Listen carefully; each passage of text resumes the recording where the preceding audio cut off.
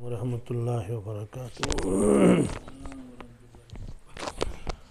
الحمد للہ رب العالمین والصلاة والسلام علی سید الانبیاء والمرسلین وعلى آلہ طیبین الطاہرین وعلى من تبعهم بإحسان إلى یوم الدین، اما بعد۔ بسم اللہ الرحمن الرحیم۔ وعن ابن عمر رضی اللہ تعالی عنہما قال قال رسول اللہ صلی اللہ تعالی علیہ وسلم هذا الذي تحرك له العرش وفتحت له أبواب السماء وشهده 70,000 من الملائكة لقد ضم ضمة ثم فرج عنه، رواہ النسائی۔ حضرت عبداللہ ابن عمر رضی اللہ تعالیٰ عنہ فرماتے ہیں، ارشاد فرمایا رسول اللہ صلی اللہ علیہ وسلم نے اس موقع پر جب حضرت سعد بن معاذ رضی اللہ تعالیٰ عنہ کو دفن کیا جا رہا تھا، اور یہ جلیل القدر صحابی ہیں، مدینہ طیبہ کے رہنے والے ہیں، انصار کے قبیلے اوس کے سردار تھے، یہ قدیم الاسلام ہیں، یہ تقریباً تمام غزوات میں انہوں نے شرکت کی ہے حضرت رسول اللہ صلی اللہ علیہ وسلم کے ساتھ، بدر میں، احد میں، خندق میں، بہرحال ان کا یہ واقعہ ہے۔ ان کے بارے میں ارشاد فرمایا رسول اللہ صلی اللہ علیہ وسلم نے کہ یہی وہ شخص ہے جن کے لیے عرش ہلنے لگا اور آسمان کے دروازے ان کے لیے کھول دیے گئے، اور 70,000 فرشتے اس کے جنازے میں شریک ہو گئے، اور لقد ضم ضمۃ ثم فرج عنہ، قبر نے ان کو یعنی دبایا اور پھر قبر کشادہ ہو گئی۔ اس میں حضرت سعد بن معاذ رضی اللہ تعالیٰ عنہ کی فضیلت کا بیان ہے کہ یہ وہ شخص ہیں کہ جن کے وفات پر عرش ہلنے لگا۔ اب عرش کیوں ہلا؟ اس کی دو وجہ ہیں، یا تو وہ خوشی سے ہلا یا وہ تو ہلنے لگا، کہ خوشی کا اظہار اس نے کیا، کیونکہ یہ اللہ کا برگزیدہ بندہ ہے، ان کی روح وہاں چلی گئی، کیونکہ یہ جو صالحین اور جو اونچے درجے کے لوگ ہوتے ہیں، ان کی ارواح جو ہے وہ اس کے عرش کے نیچے رہتے ہیں، چونکہ یہ شہید بھی ہوا اس موقع پر، یعنی پہلے تو اس کو زخم آ گیا تھا خندق میں، اسی زخم کی وجہ سے یہ پھر شہید ہو گئے، اسے انتقال ہو گیا، تو شہادت بھی مل گئی ان کو۔ دوسرا مطلب تو یہ ہے کہ بندے مومن جب اس کا انتقال ہوتا ہے تو اس کے غم کی وجہ سے آسمان بھی روتا ہے اور زمین بھی روتی ہے، تو اس کی وجہ سے عرش ہلنے لگا، یعنی یا تو ان کی محبت میں یا تو ان کے غم اور صدمے میں۔ بہرحال تو آپ نے ایک بات تو آپ نے یہ فرمائی کہ عرش ہلنے لگا، دوسری بات آپ نے فرمائی ان کے لیے آسمان کے دروازے کھول دیے گئے۔ یہ مضمون قرآن پاک میں بھی ہے کہ کفار کے لیے تو آسمان کے دروازے بند ہوتے ہیں، اور ایمان والوں کے آسمان کے دروازے کھول دیے جاتے ہیں، کیونکہ فرشتے اسی دروازے سے ان کے روح کو اوپر لے جاتے ہیں۔ ظاہر سی بات ہے ایک ہی دروازہ تو کافی ہے، لیکن بہت سارے دروازے کھول دیے جاتے ہیں استقبال کے لیے۔ دوسرا مطلب یہ ہے چونکہ فرشتوں کو اترنا تھا، اس لیے فرشتے مختلف دروازوں سے اترے، جس کو جہاں سے موقع ملا، اور 70,000 فرشتوں نے اس کی جنازے میں شرکت کی۔ اس سے معلوم ہوا کہ صالحین کے جنازوں میں فرشتے بھی شرکت کرتے ہیں۔ 70,000 آپ نے بتا دیا، 70,000 صحابہ کے علاوہ یہ 70,000 فرشتے، یہ مرتبہ ہے صحابہ کرام کا۔ ویسے عام حالات میں بھی جو صالحین ہوتے ہیں فرشتے ان کی جنازوں میں شرکت کرتے ہیں۔ ایک اور واقعہ بھی روایت میں ہے، اللہ کے نبی صلی اللہ علیہ وسلم نے ایک صحابی کا جنازہ پڑھایا، جنازہ گاہ میں آپ پنجوں کے بل چل رہے تھے۔ پنجوں کے بل کا مطلب ہے کہ پوری طرح سے آپ نے اپنا پاؤں مبارک زمین پر نہیں رکھا۔ تو صحابہ کرام نے پوچھا، یا رسول اللہ صلی اللہ علیہ وسلم، اس کی کیا وجہ ہے؟ آپ پنجوں کے بل چل رہے تھے؟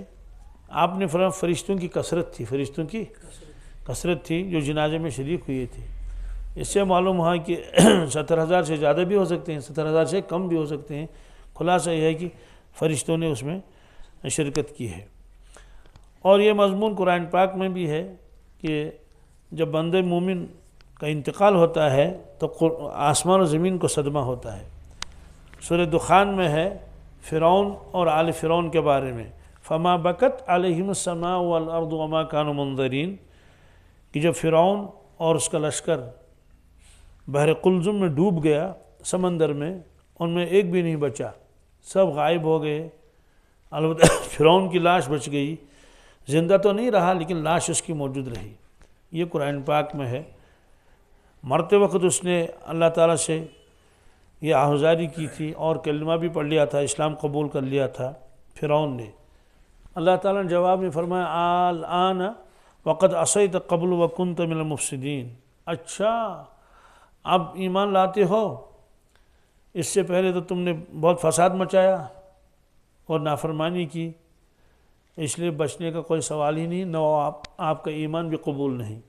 البتہ فالیوم انہوں نے جی کبھی بدن نہیں کری تکون لمن خلفک آیا، آج کے دن ہم آپ کے باڈی اور جسم کو موجود رکھیں گے، باقی کے سب جسم ختم ہو گئے، ایک بھی نہیں ملا، کیونکہ سمندر تھا، چلے گئے تہ میں، پتہ نہیں کن کن جانوروں نے ان کو کھا لیا، ختم کر لیا۔ تو فرعون کی لاش جو ہے پانی کے اوپر آئی، بہت زمانے تک یہ پانی کے اوپر تیرتی رہی ایسے۔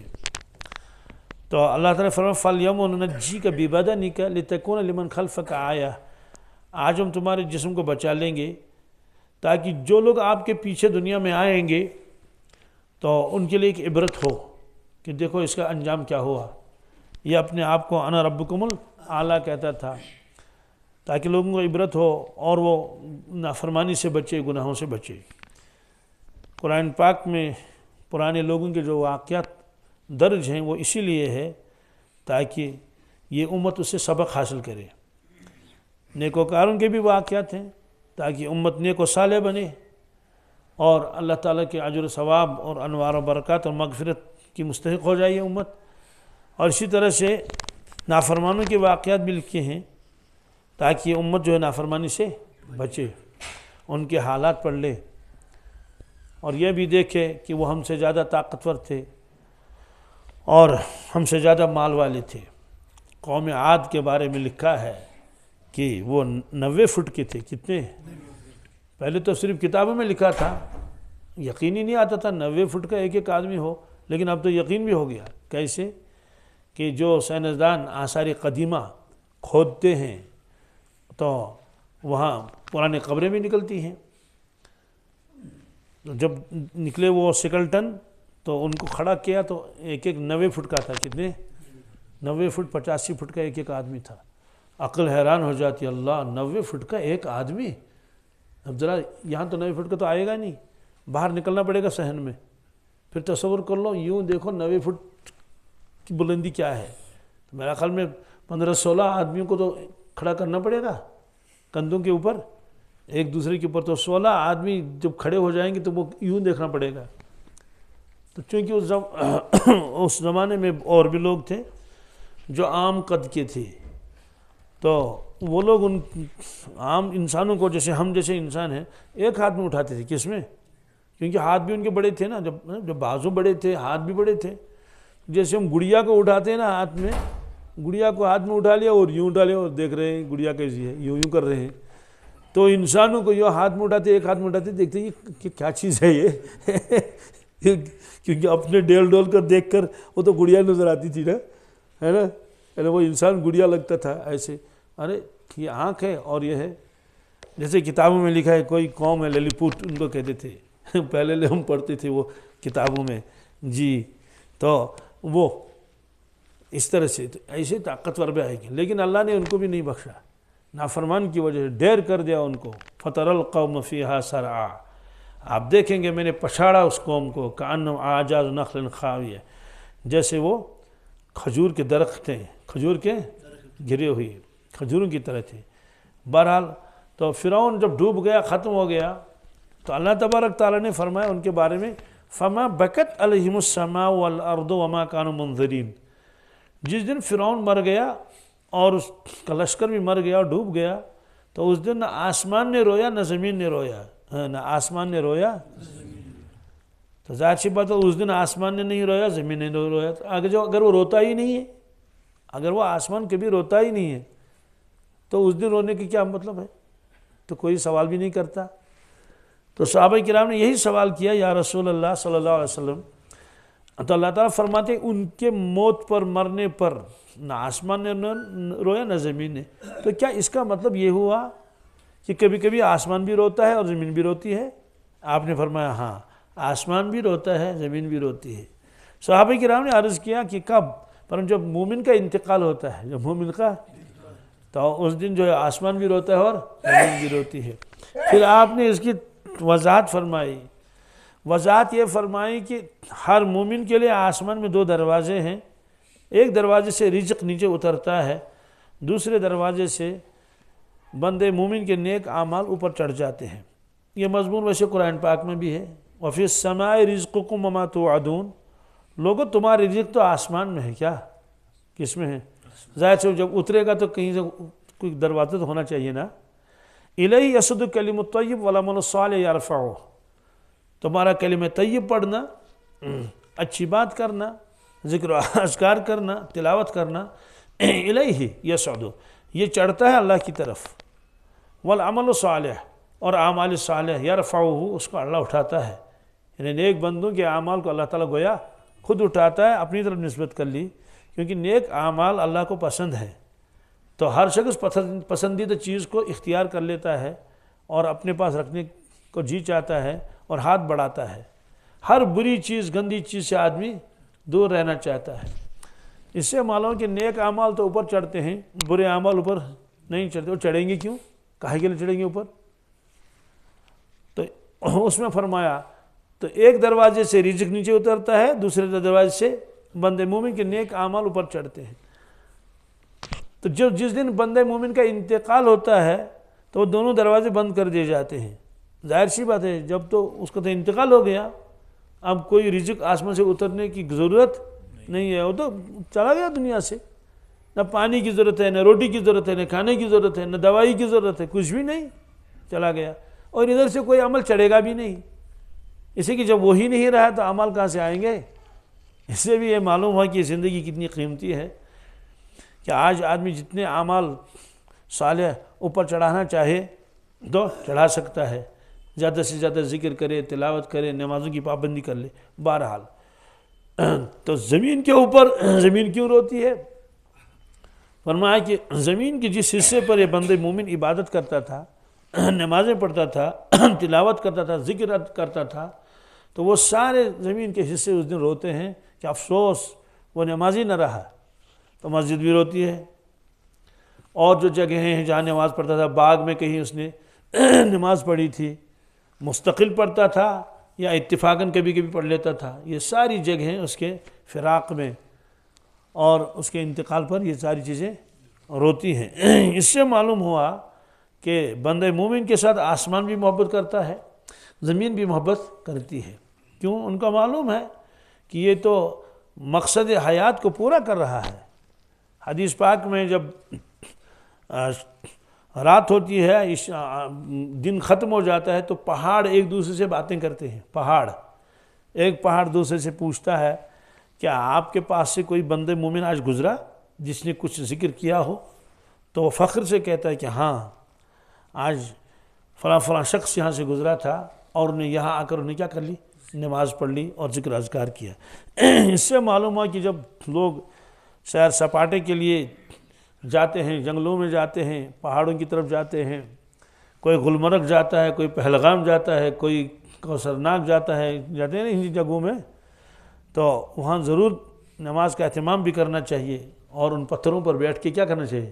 کچھ ذکر بھی کر لے، کیونکہ وہ پتھر بھی خوش ہو جائیں گے اور قیامت کے دن یہ ساری چیزیں اس کے لیے گواہی دیں گے کہ ہاں ایک بندہ یہاں سے گزرا تھا اور وہ اللہ کو یاد کر رہا تھا.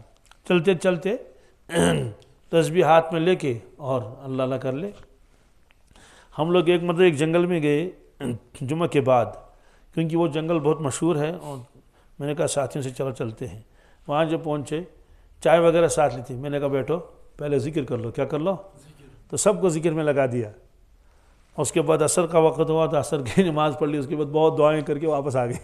میں نے کہا تو ورنہ تو آنا ہی بیکار ہو جائے گا، کم از کم اس میدان میں آ کر بھی تو کچھ اللہ اللہ کر لیں. تو بہرحال یہ فرمایا کہ بندے مومن کا جب انتقال ہوتا ہے تو آسمان بھی روتا ہے اور زمین بھی روتی ہے اس کے فراق میں. بظاہر تو یہ چیزیں بے جان ہیں، یہ تو ہمارے اعتبار سے تو بے جان ہے، لیکن اللہ کے یہاں سے یہ کوئی بے جان نہیں، ان میں شعور ہے. کہ قرآن پاک نے فرمایا وَإِنَّ مِنْهَا لَمَّا يَهْبِطُ مِنْ خَشْيَةِ اللَّهِ، کچھ پتھر ایسے ہیں جو اللہ کے خوف سے نیچے لڑک جاتے ہیں. اور وہ واقعہ تو مشہور ہے، بخاری شریف میں بھی وہ روایت ہے کہ اللہ کے نبی صلی اللہ علیہ وسلم جو ممبر ہے جس کو ہم خطبے کی سیڑھی کہتے ہیں، اس کے بغیر ہی خطبہ دیتے تھے کیونکہ ابھی سیڑھی کا انتظام نہیں تھا.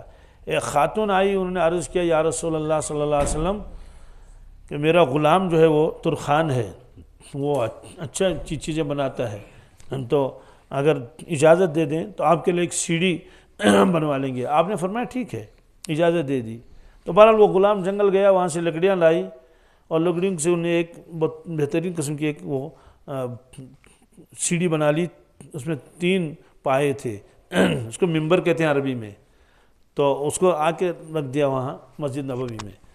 چونکہ پہلے محراب کے ساتھ ہی آپ خطبہ دیتے تھے، لیکن جمعہ کے دن بھیڑ زیادہ ہوتی تھی اور صفیں دور تک جاتی تھی، اس لیے آپ نے محراب سے ہٹ کر چند فٹ کی دوری پر ممبر رکھوایا رسول اللہ صلی اللہ علیہ وسلم نے، اور وہاں آپ نے جمعہ کا خطبہ دیا.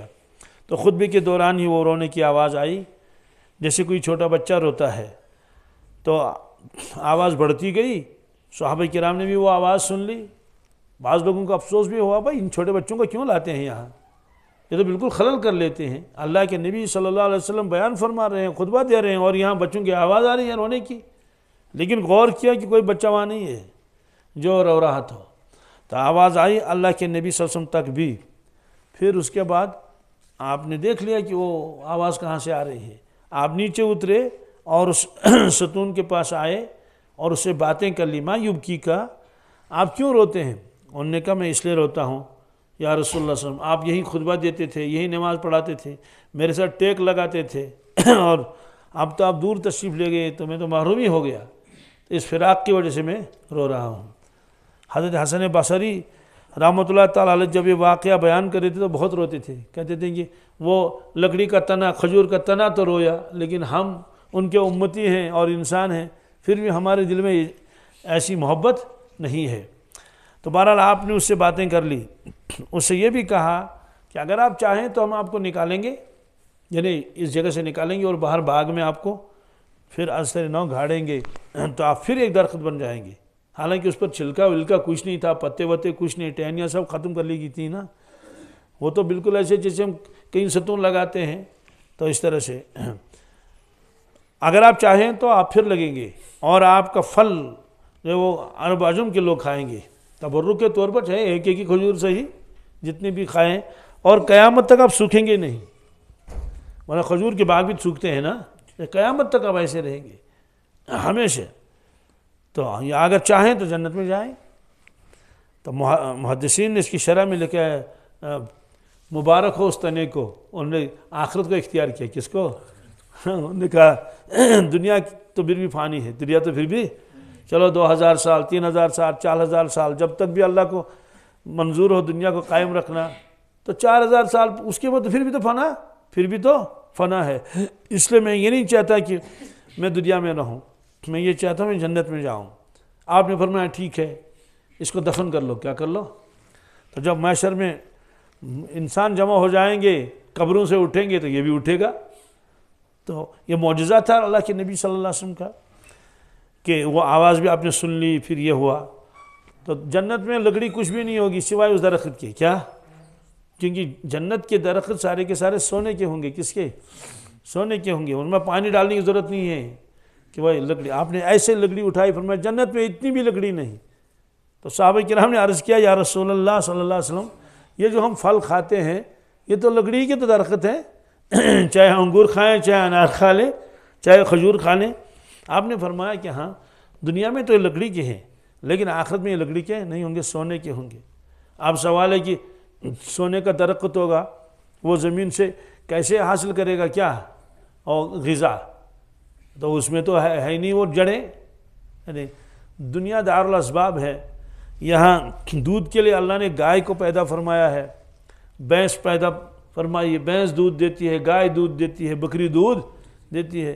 تو آخرت میں بھی دودھ ہوگا، لیکن وہاں بکری نہیں ہوگی، وہاں گائے نہیں ہوگی، وہاں دودھ کے دریا ہوں گے۔ دنیا میں شہد کے لیے شہد کی مکھی کو بنایا، تو شہد کی مکھی اگر ہے تو شہد ہے، اگر شہد کی مکھی نہیں ہے تو شہد کہاں سے آئے گا؟ لیکن وہاں شہد کے دریا ہوں گے، لیکن مکھی ایک بھی نہیں، مکھی ایک بھی نہیں۔ اپنی قدرت سے اللہ تعالیٰ شہد بنائیں گے۔ تو اس طرح سے دودھ کی نہریں ہوں گی، یہ قرآن پاک میں ہے، اور شہد کی بھی نہر ہوگی، اور پاکیزہ شراب کی بھی نہر ہوگی، لیکن وہ نچوڑا نہیں جائے گا، اس کو بنایا نہیں جائے گا، اللہ اپنے قدرت سے اس کو کیا کریں گے؟ جاری کر دیں گے۔ تو جب دودھ ہے لیکن گائے نہیں، جب شہد ہے اور مکھی نہیں، تو پھل فروٹ تو ہیں لیکن لکڑی کے درخت کی کوئی ضرورت نہیں ہے۔ تو بہرحال یہ فرمایا کہ بندہ مومن جب اس کا انتقال ہوتا ہے تو زمین بھی روتی ہے اور آسمان بھی روتا ہے۔ زمین روتی ہے کہ اب وہ صاحب نہ رہے، چلے گئے دنیا سے۔ تو حضرت سعد بن معاذ رضی اللہ تعالیٰ عنہ، چونکہ یہ بہت ہی اونچے درجے کے صحابی ہیں، جلیل القدر ہیں، آپ نے فرمایا کہ جب ان کا انتقال ہوا، صرف آسمان نہیں، عرش بھی ہلنے لگا۔ کیا؟ تحرک العرش، عرش ہلنے لگا۔ تو یہی ہے، یا تو اس کی خوشی میں یا تو اس کے غم میں۔ فرمایا کہ آسمان کے دروازے کھول دیے گئے اس کے لیے، اور دوسری بات یہ ہے کہ 70,000 فرشتے آئے اور انہیں جنازے میں شرکت کی۔ آگے جو ٹکڑا ہے نا، جو ٹکڑا ہے، اس کے کئی معنی ہیں۔ لقد ضم ضمتن، کیا؟ اس کا مطلب تو یہ ہے کہ قبر نے اس کو دبایا، قبر نے اس کو خاص طور سے، ثم فرج عنہ، پھر وہ قبر کشادہ ہو گئی۔ اس سے پہلے بھی روایت آئی اور انہی کے بارے میں آئی کہ آپ نے فرمایا استغفار کر لو، تسبیح پڑھ لو۔ صحابہ نے عرض کیا حضرت کیوں؟ فرمایا کہ لقد تضایق علی ھذا العبد الصالح قبرہ، کہتے ہیں یہ عبد صالح جو ہے اللہ تعالیٰ کا خاص بندہ ہے، صالح فرما رہے ہیں، کیا صالح فرمایا، قبر تنگ ہو گئی۔ تو اب یہ نہیں فرمایا کیوں؟ اسے شارحین کو تو کچھ نہ کچھ لکھنا ہے نا۔ بعض لوگوں نے کہا ممکن ہے صحابہ کرام کو دکھانا ہو کہ دیکھو اتنے جلیل القدر صحابی کے اوپر بھی تھوڑی دیر کے لیے قبر تنگ ہو گئی، تاکہ سب لوگوں کو قبر کی فکر پڑ جائے۔ بعض لوگوں نے کہا یہ قبر نے اس کو ایسے دبایا جیسے کوئی اپنے محبوب کو دباتا ہے۔ بہت دنوں کے بعد ملاقات ہو گئی، دو دوست ملے بہت زمانے کے بعد، سال دو سال کے بعد، تو ظاہر سی بات ہے وہ مسافہ پر تھوڑا ہی اکتفا کریں گے، وہ تو ضرور گلے لگیں گے۔ تو جس طرح سے ماں بیٹے کو گلے لگاتی ہے، باپ اولاد کو گلے لگاتا ہے، دوست دوست سے گلے ملتا ہے، تو اس طرح سے گویا قبر اتنی خوش ہوئی، اتنی خوش ہوئی، کہنے گے بھائی پہلے گلے تو لگا لے، گلے تو چاہے آپ کو تھوڑی دیر تکلیف ہی پہنچے، چاہے تھوڑی دیر کے لیے، کیا؟ کیونکہ وہ ہر مرتبہ جب آدمی کسی کو گلے لگاتا ہے نا تو زور سے لگاتا ہے تو خوشی بھی ہوتی ہے، لیکن تھوڑی سی کیا تکلیف بھی ہو جاتی بعض لوگوں کو، اگرچہ اتنا زور سے دبانا نہیں چاہیے۔ تو خلاصہ یہ ہے کہ یہ نہیں بتایا کیوں، یہ نہیں بتایا، لیکن پتہ چلتا ہے کہ جب عرش بھی ہلا اور آسمان کے دروازے بھی کھول دیے گئے اور 70,000 فرشتے صحابہ کرام کے علاوہ جنازے میں وہ شریک ہو گئے، تو آگے لگتا یہی ہے کہ قبر نے ان کو محبت کی وجہ سے تھوڑی دیر کے لیے کیا کر لیا، معانقہ اس کے لیے کیا، اس کے لیے دبایا۔ وعن اسماء بنت ابی بکر رضی اللہ تعالی عنہا قالت قام رسول اللہ صلی اللہ تعالی علیہ وسلم خطیبا فذکر فتنة القبر التي يفتن فيه المرء فلما ذكر ذلك ضج المسلمون ضجه رواه البخاری هكذا وزاد النسائی حالت بینی و بین ان افهم كلام رسول اللہ صلی اللہ علیہ وسلم فلما سكنت ضجتهم قلت لرجل من قریب قلت لرجل قریب منی قلت لرجل قریب منی اے بارک اللہ فیک ماذا قال رسول اللہ صلی اللہ علیہ وسلم فی آخر قوله قال قد اوحی الی انکم تفتنون فی القبور قریب من فتنۃ دجال. یہ روایت ہے حضرت اسماء بنت ابی بکر کی رضی اللہ تعالیٰ عنہ. یہ حضرت ابو بکر صدیق کی صاحبزادی ہیں اور حضرت عائشہ صدیقہ رضی اللہ تعالیٰ عنہ سے 10 سال بڑی ہیں. کتنی؟ 10 سال بڑی ہیں جی. اور یہ جو قدیم الاسلام ہیں ان میں ان کا بھی نمبر ہے. تو 17 لوگوں کے بعد اس نے اسلام قبول کیا. اس سے پہلے صرف 16 لوگ جو تھے جنہوں نے اسلام قبول کیا تھا. ان کا نکاح ہوا تھا حضرت رسول اللہ صلی اللہ علیہ وسلم کے پھوپھیزاد بھائی تھے حضرت زبیر، جن کو عشر مبشرہ میں شمار کیا جاتا ہے. تو انہی کا بیٹا عبداللہ ابن زبیر بہت مشہور ہیں. عبداللہ ابن زبیر رضی اللہ تعالیٰ عنہ کو حجاج ابن یوسف نے شہید کیا تھا، پھر ان کو لٹکایا تھا سولی پر. حضرت اسماء کی عمر 100 سال کی تھی. کتنی؟ 100 سال کی تھی. اور لکھا کہ ایک دانت بھی خراب نہیں ہوا تھا، ایک دانت برابر تھے اور ہوش آواز بالکل درست تھے. تو ان کا لقب ہے ذات النطاقین. ذات النطاق، یہ ذات النطاقین کیا معنی آتے ہیں؟ جب اللہ کے نبی صلی اللہ علیہ وسلم ہجرت کے لیے مدینہ طیبہ کی طرف روانہ ہوئے اور ساتھ میں تھے حضرت ابو بکر صدیق رضی اللہ تعالیٰ عنہ. چونکہ کسی کو معلوم نہیں تھا، صرف حضرت رسول اللہ صلی اللہ علیہ وسلم کو اور ابو بکر صدیق کے گھر والوں کو، یعنی ان کی اہلیہ کو اور ان کے بچوں کو، ان کو معلوم تھا اور کسی کو معلوم نہیں تھا. تو اس میں انہوں نے ایک تھیلے میں کچھ ناشتہ بھر لیا، کچھ ستو، کچھ کھجوریں، کچھ. اب اس کو آخر میں باندھنا تھا، تو باندھنا تو پڑتا ہی ہے نا تاکہ گرے نہیں، اور تھیلا تھا اس کا منہ بند کرنا تھا. تو کوئی رسی ملی نہیں جلدی سے. تو اہل عرب جو تھے وہ پٹا باندھتے تھے اپنے کمر پر، ایک کٹا، اس کو عربی میں کچھ کو کہتے ہیں نطاق باندھتے تھے، چونکہ کشادہ بھی ہوتا ہے اتنا، تو اس سے کپڑے وپڑے بند رہتے ہیں، اس کو ازار بند بھی کہتے ہیں ایسے. تو جب دیکھا کہ نہیں ہے تو انہوں نے یہ پٹا کھول لیا، چونکہ وہ اتنا کشادہ تھا. جتنا بھی ہو آپ نے اس کو 2 حصے کر لیا ایسے درمیان میں آخر تک. گویا ایک کے بدلے 2 بن گئے، ایک کے بدلے 2 بن گئے. اس ایک کو تو باندھا اور دوسرے سے منہ باندھا کس کا؟ تھیلے کا. تو یہ اللہ کے نبی صلی اللہ علیہ وسلم کو معلوم ہوا کہ انہوں نے اپنا پٹا کھولا ہے، اس کے 2 ٹکڑے کیے ہیں، ایک ٹکڑے سے انہوں نے بند کیا کس کا؟ تھیلے کا منہ. اس لیے آپ نے فرمایا یہ ذات النطاقین ہے. کیا؟ یہ نطاقین تسنیہ کا صیغہ ہے، تسنیہ جو 2 پر دلالت کرے، یعنی دو ازار بند والی یا 2 کمر بند والی. بہرحال ہجرت سے پہلے تقریباً 27 سال پہلے ان کی پیدائش ہوئی ہے. بہرحال یہ روایت فرماتی ہے حضرت اسماء فرماتی ہیں کہ قام رسول اللہ صلی اللہ تعالیٰ علیہ وسلم خطیباً، اللہ کے نبی صلی اللہ علیہ وسلم نے خطبہ دیا. فذکر فتنۃ القبر، تو خطبے میں آپ نے قبر کے عذاب کا تذکرہ کیا. کس کا؟ کہ قبر میں کیا کیا ہوتا ہے. فتنۃ القبر التی یفتن فیہ المرء، جس میں انسان مبتلا ہو جاتا ہے. آپ نے یہ بیان شروع کر دیا. فلما ذکر ذالک، جب آپ نے اس بات کا تذکرہ کیا کہ قبر میں کیا ہوتا ہے، پھر کس طرح ہوتا ہے، پھر سانپوں کا تذکرہ کیا اور عذاب کا تذکرہ کیا، منکر نکیر کا تذکرہ، خلاصہ تذکرہ کیا. تو زج المسلمون زجہ، کہتے ہیں مسلمانوں نے رونا شروع کر دیا، صحابہ کرام نے، اور پھوٹ کر رونے لگے. اور یا تو کہیں تو وہ سانس بھی زور سے نہیں لیتے تھے، اتنے وہ جو ہے رہتے تھے محتاط، یا تو ایسا ہے کہ بالکل بس رونا شروع کر دیا. کہتے ہیں کہ اتنا رونا شروع کر دیا کہ نسائی میں تو آگے الفاظ ہیں، حالت بینی و بین ان افہم کلام رسول اللہ صلی اللہ علیہ وسلم، کہ اس کے بعد میں نے اللہ کے نبی صلی اللہ علیہ وسلم کا کلام ہی نہیں سنا. کیا؟ یعنی اتنے رونے کی آواز آئی اور چیخ و پکار کی اتنی آواز آئی، ہر شخص اپنے اپنے اعتبار سے رو رہا تھا، ہر ایک کو اپنی قبر کی فکر پڑ گئی کہ میرا کیا بنے گا، میرا کیا بنے گا. تو فرماتے ہیں اس لیے میں نے سنا نہیں آخر میں، تب تک تو آواز آ رہی تھی.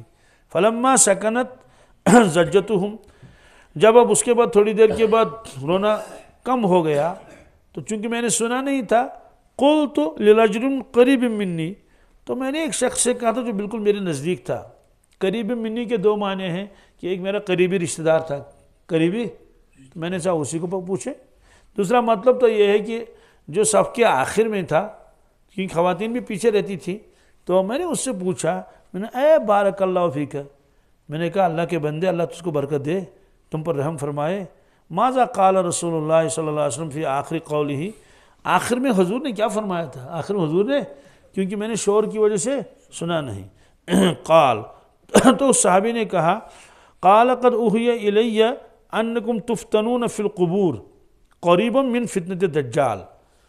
تو اس شخص نے مجھ سے کہا، حضرت اسماء سے، کہ آخر میں اللہ کے نبی صلی اللہ علیہ وسلم یہ فرمایا کہ اللہ کی جانب سے میرے اوپر وحی آئی، میرے اوپر وحی آئی کہ بے شک تم لوگوں کو قبر کے فتنے میں مبتلا کر دیا جائے گا، یعنی مبتلا کیا جاتا ہے. قریبا من فتنۃ الدجال، بالکل ایسا خطرناک فتنہ جیسے دجال کا فتنہ، جیسے دجال کا فتنہ دنیا میں ظاہر ہوگا تو ایمان بچانا مشکل ہے، ایمان اور حالات دگرگوں اور عجیب و غریب ہوں گے. تو ایسی کیفیت قبر میں بھی ہو جاتی ہے جب منکر نکیر وغیرہ آ جاتے ہیں. تو اس سے معلوم ہوا کہ انسان کو دنیا میں قبر کی فکر کرنی چاہیے.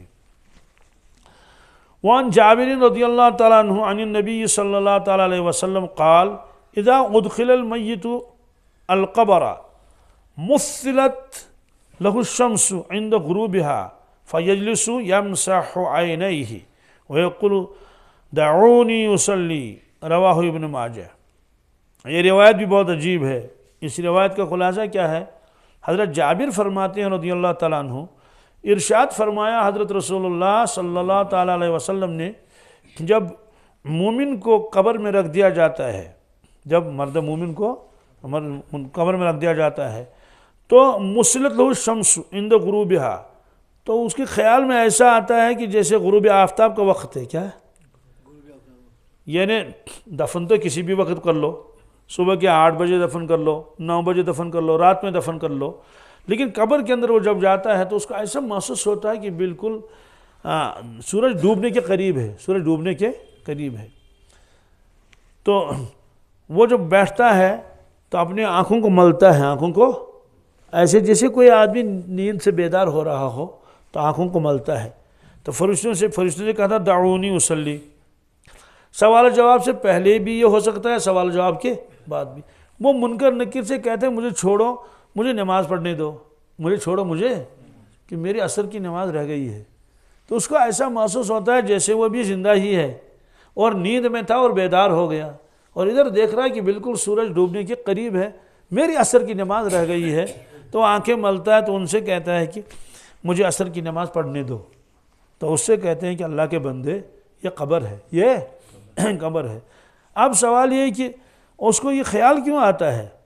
اس کی لکھی ہے، اس کو وجہ لکھی ہے، یہ شخص نمازوں کا پابند تھا، یہ شخص نمازوں کا، بالخصوص عصر کی نماز. عصر کی نماز کے بارے میں تو بہت تاکید ہے، عقل حیران ہو جاتی ہے یہ عصر کی نماز ہے کیا چیز. اور عام طور سے عصر کی نماز ہی زیادہ قضا ہو جاتی ہے. آپ دیکھ لیجئے قرآن پاک نے فرمایا حافظوا علی الصلوات والصلاۃ الوسطی وقوموا للہ قانتین. ایمان والو سب نمازوں کی حفاظت کرو، سب نمازوں کی، خاص طور سے درمیانہ نماز کی. تو اللہ کے نبی صلی اللہ علیہ وسلم سے عرض کیا گیا یا رسول اللہ صلی اللہ علیہ وسلم ہم کو یہ فرمائیے درمیانی نماز کون سی ہے؟ آپ نے فرمایا عصر کی نماز. کیا؟ اس کے چھوڑنے پر وعید بھی ہے. الذی یفوت العصر فکانما وتر مالہ واہلہ اجمعین. جس کی عصر کی نماز چھوٹ گئی، قضا ہو گئی، وہ اس کا اتنا نقصان ہوا جیسے کسی کے اولاد اور کسی کا مال ایک دن ایک ہی وقت میں سارا ختم ہو جائے.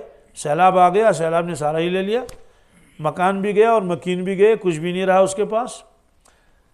اور دوسری روایت بھی ہے، وہ بھی بخاری میں ہے، اس میں فرمایا کہ انکم سترون ربکم کما ترون لیلۃ البدر.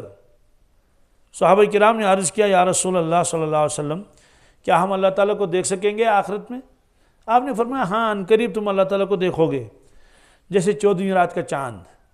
14ویں رات کے چاند دیکھنے میں کوئی دشواری نہیں ہوتی ہے، نہ بھیڑ لگتی ہے. لا تضامون ولا تضاحون.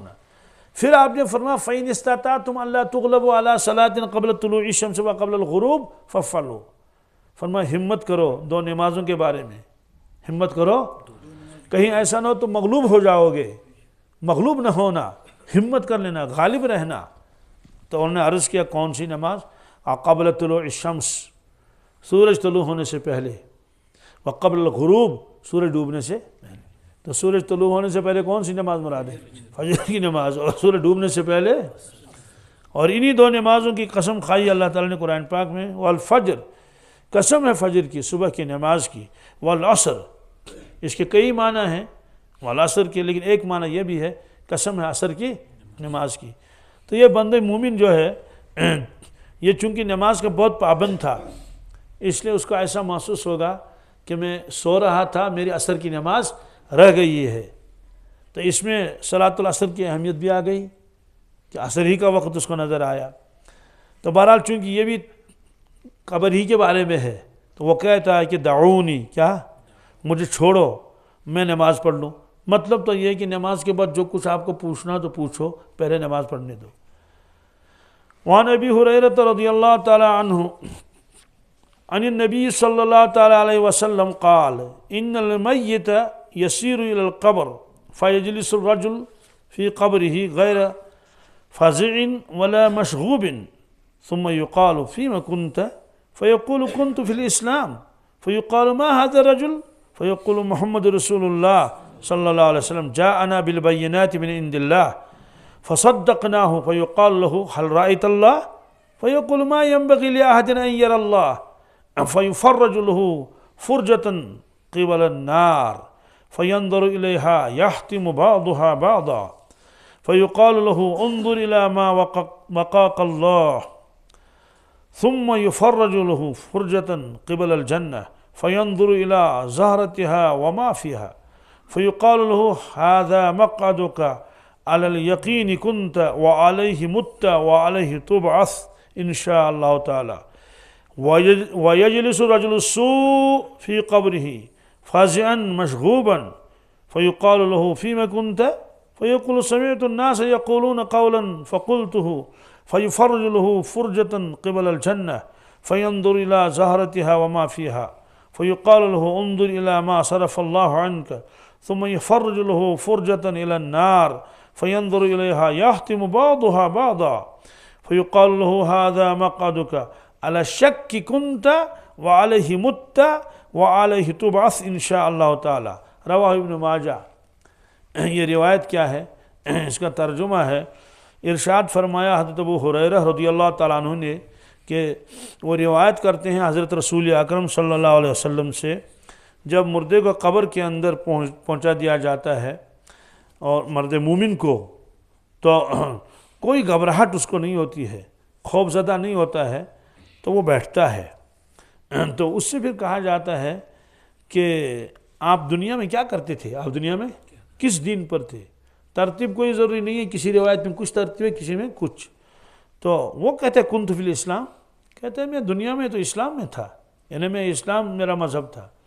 فیقال ما ھذا الرجل، اس سے کہتے ہیں یہ حضرات کون ہیں؟ یہ حضرت آپ ان کو پہچانتے جانتے ہیں؟ فیقول محمد رسول اللہ صلی اللہ علیہ وسلم، کہتے ہیں یہ تو حضور ہیں، جاءنا بالبینات من عند اللہ، ہمارے پاس واضح دلائل لے کر آئے اللہ تعالیٰ کی جانب سے، تو فصدقناہ، ہم نے ان کی تصدیق کی، ان کو سچا جانا، ان پر ایمان لایا، جو کچھ انہوں نے فرمایا اس پر بھی ہم نے ایمان لایا اور ہم نے اس کی تصدیق کی۔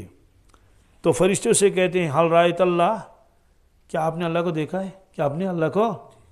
فیقول ما ینبغی لأحد ان یری اللہ، وہ کہتا ہے کہ دنیا میں کسی کے لیے ممکن ہی نہیں کہ وہ اللہ تعالیٰ کو دیکھے۔ تو کہتے دیکھا تو نہیں، دیکھا تو لیکن میرا ایمان ہے۔ تو فیفرج له فرجة قبل النار، تو آگ کی طرف سے ایک کھڑکی کھول دی جاتی ہے، وہ دیکھتا ہے وہاں، اوہ یحتم بعضها بعضا، آگ کو کھا رہی ہے، آگ کو، اللہ بچائے، آگ کو کھا رہی ہے۔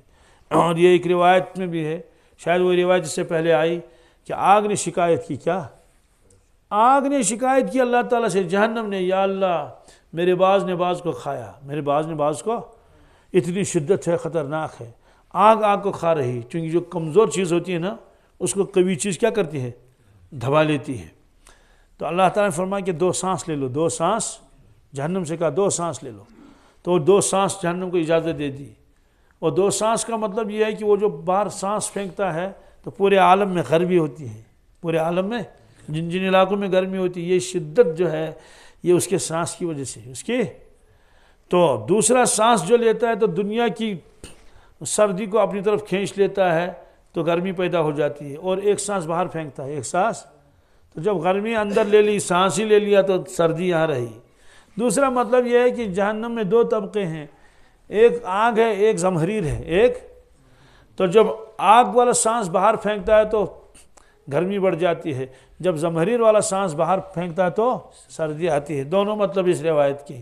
خلاصہ یہ ہے کہ اس کو سال میں 2 سانس لینے کی اجازت دے دی گئی تاکہ اس کی شدت کم ہو جائے. اسی لیے آپ نے فرمایا ابردو بالظہر فإن شدت الحر من فی جہنم، کہ ظہر کی نماز کو گرمیوں میں ذرا دیر سے پڑھ لو یہاں تک کہ کچھ گرمی تھوڑی کم ہو جائے. کیوں؟ آپ نے فرمایا کہ دن کی گرمی جو ہے بہت زبردست، یہ جہنم کے سانس کی وجہ سے ہے. تو بہرحال یہ فرمایا کہ اس نے دیکھا کہ آگ کو کھا رہی ہے، ختم کر رہی ہے. اسے کہا دیکھ اللہ نے آپ کو اس دوزخ سے بچا لیا، اس دوزخ سے کہ تم نے ایمان لایا تھا اور تم جو صالح تھے. تو اس کے بعد ایک فرجہ کھولا جاتا ہے جنت کی جانب، اور وہ دیکھتا ہے جنت کے نظارے دیکھتا ہے. تو وہاں سے خوشبوئیں آتی ہیں اور وہاں سے ہوائیں آتی ہیں. دیکھتا اللہ کیا گرینری ہے اور کیا سینری ہے اور کیا زبردست نظارے ہیں. اس سے کہتے ہیں یہی تمہاری جگہ ہے. کیا؟ یہی تمہاری، وہیں تم کو جانا ہے. علل یقین کنت، تو دنیا میں یقین پر تھا، تو دنیا میں یقین پر. وعلیہ مت، تیرا انتقال تو یقین پر ہوا، تیرا انتقال تو. وعلیہ تبعث انشاءاللہ تعالی، اگر اللہ نے چاہا اسی یقین پر تم کھڑے ہو جاؤ گے قبر میں. اور ایک دوسری روایت میں بھی ہے، صحابہ کرام کو بہت فکر پڑ گئی اب کیا کریں گے. تو آپ نے فرمایا کہ انتم تموتون کما تحیون، فرمایا کہ جیسی زندگی گزارو گے ویسی موت آئے گی. مومنانہ زندگی گزارو گے تو مومنانہ موت آئے گی. اللہ بچائے گڑبڑ زندگی گزارے گا تو گڑبڑ ہوگا. پھر آپ نے فرمایا کہ وَأَنْتُمْ تُبْعَثُونَ كَمَا تَمُوتُونَ، جس حالت میں تمہیں انتقال ہو جائے اسی حالت میں تم کو اٹھایا جائے گا، یعنی آخری حالت دیکھی جائے گی. جیسے روایت میں آتا ہے جو حاجی حج سے پہلے ہی، اور انہیں ابھی حج مکمل نہیں ہوا تھا، احرام باندھا ہوا ہے، اسی میں انتقال ہوا، تو سب لوگ قبر سے اٹھیں گے. کسی کی زبان پر ہوگا لا الہ الا اللہ، لا الہ، اور حاجی کی زبان پر ہوگا لبیک اللہم لبیک. کیوں؟ کہتے ہیں کہ تمہاری حالت اس وقت احرام میں تھی، اور احرام والا کیا کرتا ہے؟ لبیک پڑھتا ہے، تو لبیک کرتے کرتے اٹھے گا. تو اس بندے مومن سے فرشتے کہتے ہیں تو دنیا میں یقین پر تھا، یقین پر تیرا انتقال ہوا اور یقین پر ہی تجھ کو اٹھایا جائے گا. اس کے بعد رجل السوء کہا، کیا؟ کافر نہیں کہا، سوء کا لفظ آیا. برا آدمی، کیا؟ بدترین آدمی.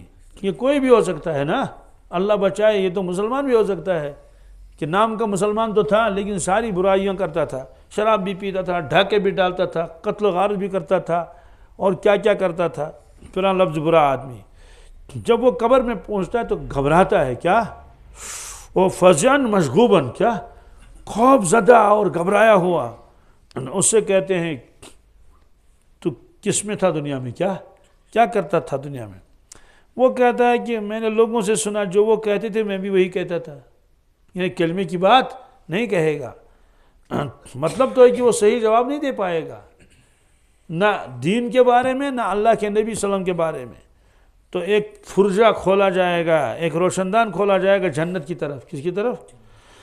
دیکھے گا وہ جنت کے نظارے. او ہو اس سے کہیں گے دیکھ ادھر سے تو محروم ہو گیا، ادھر سے تجھے یہیں جانا تھا، لیکن صرف اللہ عنک، کہ تمہارے کفر کی وجہ سے یا تمہارے گناہوں کی وجہ، تمہاری نافرمانی کی وجہ سے اس کو محروم کر دیا گیا. پھر اس کے بعد ایک فرجہ کھول دیا جائے گا دوزخ کی طرف. دیکھا گیا کہ آگ کو کھا رہی ہے، آگ کو یحتم بعضها بعضا. اسے کہیں گے یہ ہے تمہاری جگہ، یہ ہے تمہاری، ابھی یہی جانا ہے. کیوں؟ علی شک کنت، تو شک پر تھا، تجھے یقین نہیں تھا. وعلیہ مت، جب تمہارا انتقال ہوا، جب تم مر گئے تو اس وقت بھی تم شک پر تھے، تمہیں پورا یقین نہیں تھا. وعلیہ تبعث انشاءاللہ تعالی. سن لو اسی شک پر اٹھو گے، اسی شک پر. اور ایمان نام ہے جس میں کسی چیز کا کوئی شک شبہ نہ ہو. اللہ تعالی ہم سب کو بھی یقین کامل عطا فرمائے.